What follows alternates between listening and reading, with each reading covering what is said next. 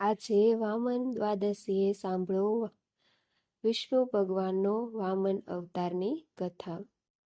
વામન અવતાર નારાયણનો પાંચમો અને માનવ સ્વરૂપે પહેલો અવતાર હતો, જેમાં પ્રભુએ બટુકના રૂપમાં ભગવાન ઇન્દ્રની રક્ષા માટે પૃથ્વી પર અવતાર લીધો હતો. આ અવતારની કથા અસુર રાજા બલિથી શરૂ થાય. બલિ એક મહાન શાસક હતા અને પ્રજા તેમને ખૂબ પ્રેમ કરતી હતી. તેમનું રાજ્ય ખૂબ જ સમૃદ્ધ હતું અને પિતામહ પ્રહલાદ અને ગુરુ શુક્રાચાર્યએ તેમને વેદોનું જ્ઞાન આપ્યું હતું. સમુદ્ર મંથનમાં દેવતાઓને અમૃત પીધું ત્યારે તેમણે બલિ રાજાને મારી નાખ્યા હતા. બાદમાં શંકરાચાર્યએ બલિને પુનર્જીવિત કર્યા હતા.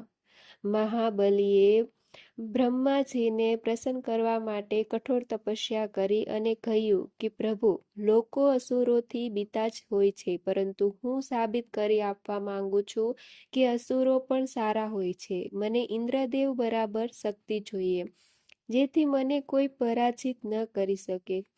ભગવાને પણ આ વાતને યોગ્ય માનીને વરદાન આપી દીધું. શંકરાચાર્ય એક સારા ગુરુ હતા અને રાજનીતિજ્ઞ હતા. તેમની મદદથી રાજા બલિએ ત્રણેય લોક જીતી લીધા. ઇન્દ્રદેવને પરાજિત કરીને ઇન્દ્રલોક પણ કબજો જમાવ્યો હતો.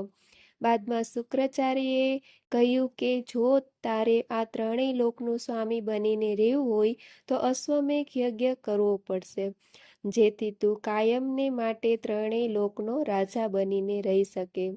આ વાતથી ઇન્દ્રદેવ ઘણા જ હેરાન થઈ ગયા હતા અને ઈર્ષ્યા પણ થઈ હતી કે જો બલિ રાજા આવી રીતે જ રાજ કરતા રહેશે તો થોડા જ સમયમાં બધા દેવતા તેમની તરફ થઈ જશે અને પોતાને કોઈ ગણશે નહીં.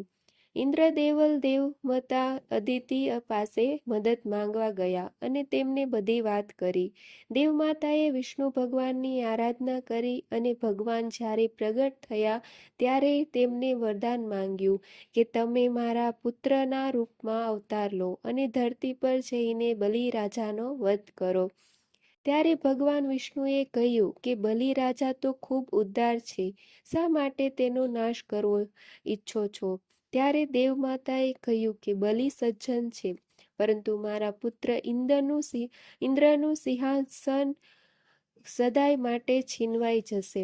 એક માતા તરીકે હું પુત્રની ભલાઈ ઈચ્છું છું. ત્યારે ભગવાને તેમને આશીર્વાદ આપ્યા. ખૂબ જલ્દી જ અદિતિ અને ઋષિ કશ્યપ ત્યાં બટુકનો જન્મ થયો. તે ખૂબ જ ચતુર હતો અને બધાને ખૂબ વહાલો હતો. તેની જનોઈ વિધિ પતાવીને ગુરુકુળ મોકલી દેવામાં આવ્યો. આ સમય દરમિયાન મહાબલીએ 99 અશ્વમેઘ યજ્ઞો પૂરા કરી દીધા હતા. માત્ર એક યજ્ઞ કર્યા બાદ તેને દેવોનો મુકુટ પહેરાવી દેવાનો હતો. ત્યાં જ દરબારમાં બાળક સ્વરૂપે નારાયણ પહોંચી ગયા. બલિએ વિનમ્ર થઈને તે બાળકને સિંહાસન પર બેસવા કહ્યું.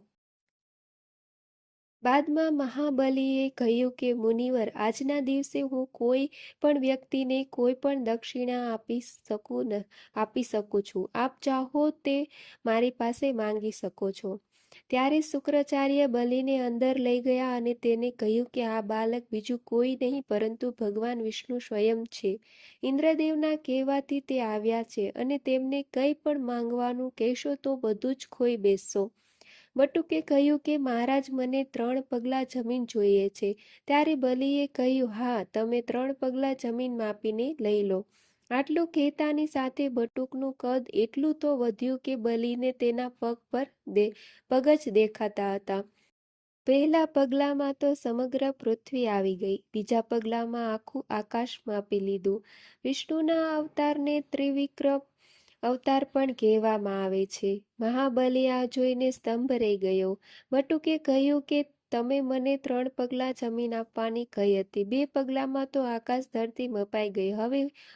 હવે તમે કહો, હું ત્રીજો પગ ક્યાં મૂકું?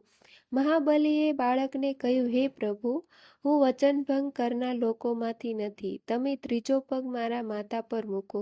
ભગવાને હસીને ત્રીજો પગ બલિના માથા પર મૂક્યો અને તેનાથી બલિ રાજા હંમેશા માટે પાતાળ લોકમાં જતા રહ્યા. મહાલીનો વૈભવ ત્રણેય લોકમાંથી સમાપ્ત થયું.